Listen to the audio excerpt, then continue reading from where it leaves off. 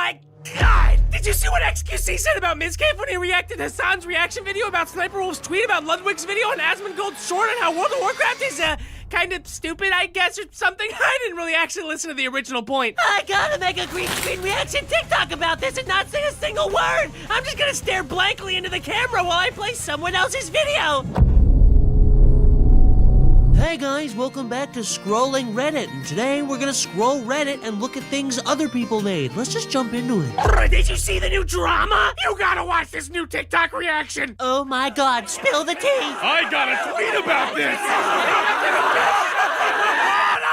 Shut up! Shut up! Oh my God! Oh, I can feel my brains leaking out of my ears! Oh, quick! Someone turn on Townsend's! Today we're gonna make George Washington some fried chicken. Oh my God!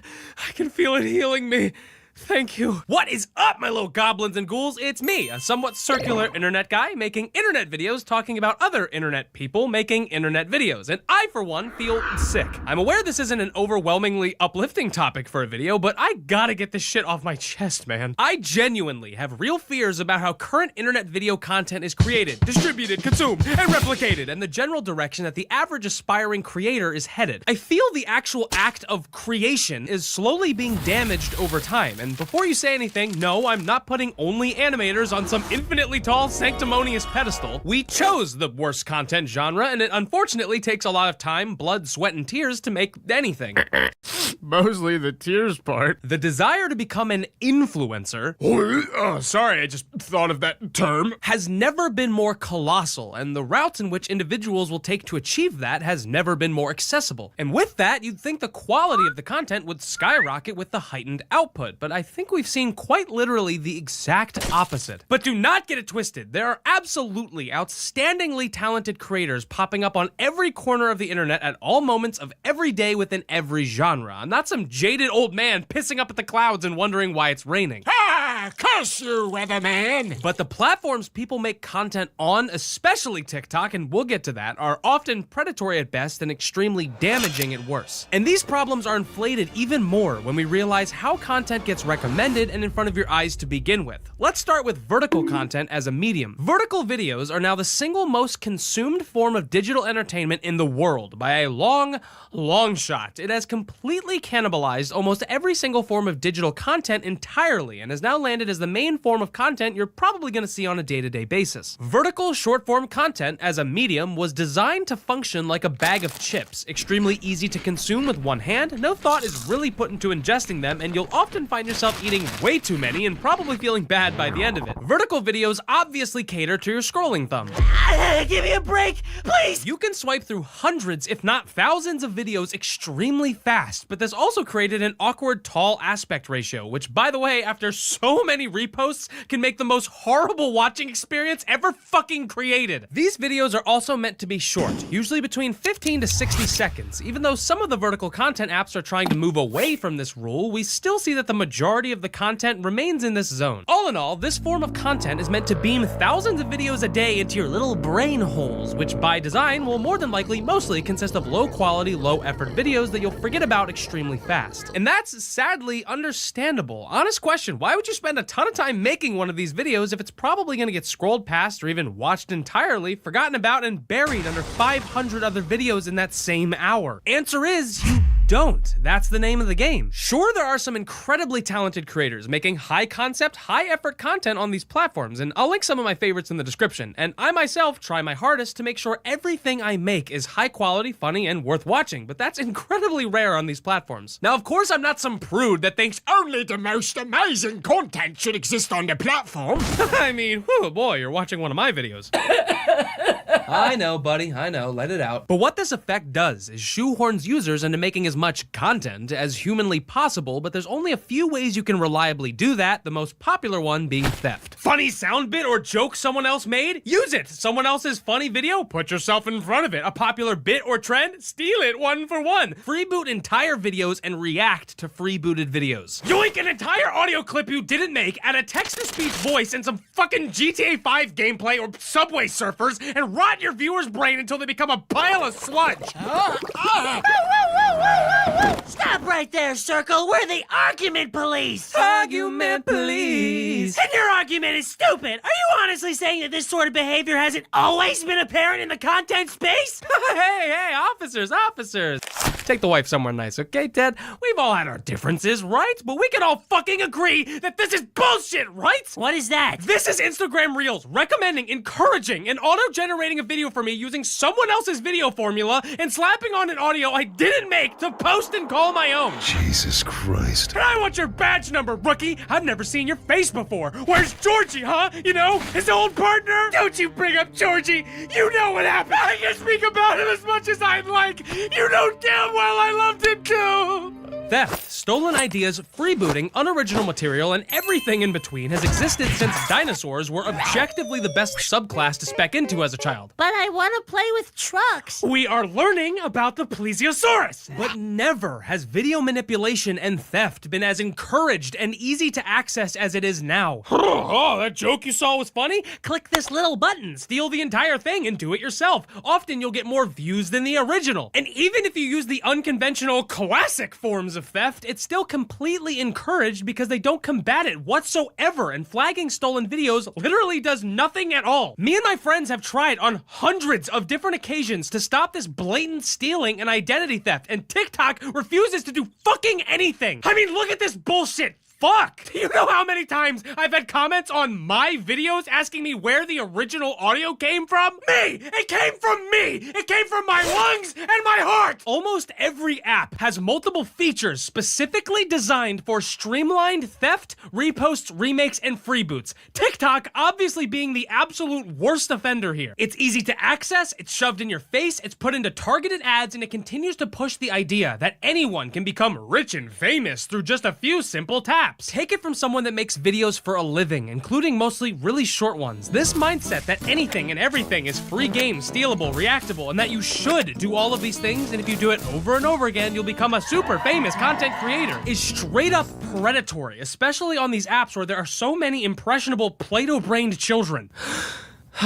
About 6 months ago, I filmed a TikTok reaction video for my second channel. I had some buddies of mine curate some of the most insane videos they could find so I could watch them live on camera, laugh at them, and do some commentary over them. I actually really enjoyed making the video. Some of the clips I watched were genuinely funny, and I think I made some pretty good jokes as well. But almost minutes after I finished exporting the thing, I had a horrible feeling wash over me. I just stared at it in my video folder for like 5 minutes straight, like it was some ancient evil artifact that should never see the light of day. It was worthless content, built off the backs of those that actually made funny, watchable content. Sure, I made some jokes and I did my best to add to it, but was it really even worth uploading? What was the point? I had made literally nothing. So I deleted it, and I never really looked back. XQC has recently found himself in some heated discourse related to the same topic, and has also been kind of made the poster boy of the entire issue. It's a growing sentiment that reaction content is lazy, easy, and theft, which is interesting because as a society, this thought has bounced around quite a lot. Jinx was early to the React craze and instantly got blasted by the entire internet. Years ago, the Fine Brothers were extremely popular, but then tried to copyright the very act of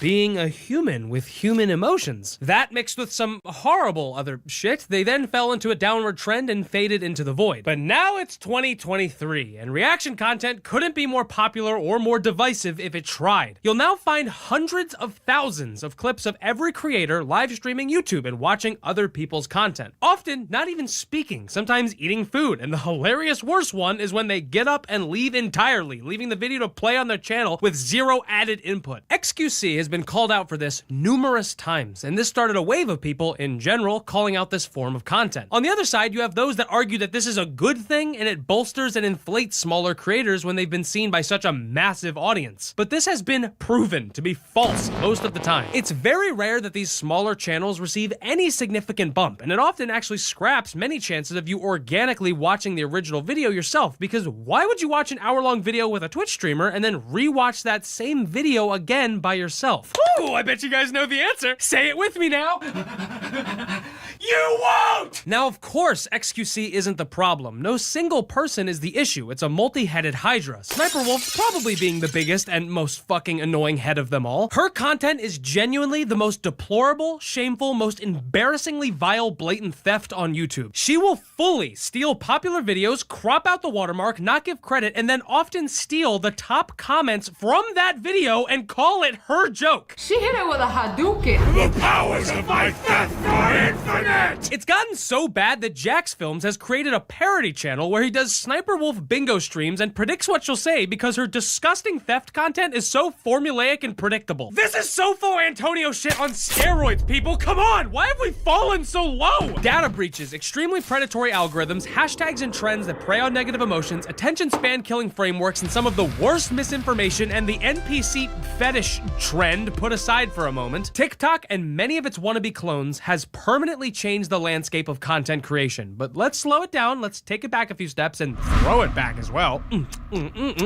There are some benefits to this new system though. It's easier to enter the world of content creation and people are no longer gatekept behind editing softwares or expensive equipment. Sometimes hilarious and impressive collaborations spawn from these stitched together videos. And many commentary channels, old and new, actually make transformative content that highlights and plays well off of this increased output of content. They strive to actually add more value to the original source, not just rip it off for easy content. And I've absolutely seen users take pre-existing audio clips and modify or enhance the joke, making it even better. And to be honest, I myself enjoy a lot of stuff on my feed. I'm constantly sending the most insane and bizarre clips I can find to my friends, sometimes crying from laughter or cringing at the dumbest shit. Oh my god. I actually think we've seen a sort of renaissance when it comes to old 2008 style videos that you'd find on YouTube back in the day. Now that everyone has a camera in their pockets, it was inevitable that we'd see an influx of horrible content, but we've also gained an increase of hilariously raw, insane clips. I mean, where else could I find this? Take this! And even though my memes and cursed video folders on Instagram bring me a lot of joy, I think my point here still stands. I may fall victim to the parasitic nature of lying in bed and scrolling for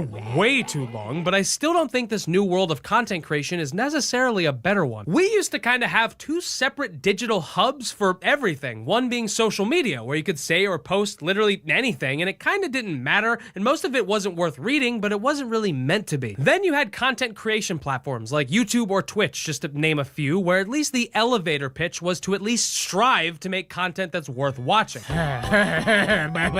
These two hubs have now blended together, creating a homunculus of bandwidth centered around every living thought imaginable, forever etched into the internet as soon as you can think it. Which, I reiterate, isn't a wonderfully uplifting notion, considering every young impressionable child has a phone or iPad now. And studies now show that this level of early integration often leads to heavy mental health problems with increased rates of anxiety and depression. Not only that, but TikTok has been proven to, and sometimes in a few minutes, be able to pinpoint a person's interests, including depression, and overfeed a user with only those videos and relevant hashtags. Which is a little dystopian. But I was anxious before TikTok, so maybe I'm just fucking cooler than you, I don't know. But with all of this in mind, and outside my rambling, we return to my original critique, and the original issue at hand, reaction content. Every issue I've outlined previously does nothing but embolden it. It facilitates horrendous theft, it encourages a quantity over quality common practice, and it pushes the argument that making one-to-one copy accounts is normal and should just be accepted. It would take me over 100 videos to accurately break down the pros and cons with this current content landscape, but I feel I have to somewhat explore all of these topics to properly articulate myself when it specifically comes to reaction videos. Vine was nearly the exact opposite of what we're seeing today. Because of the harsh 6-second restriction, creators were forced to be quick, clever, and genuine with their content.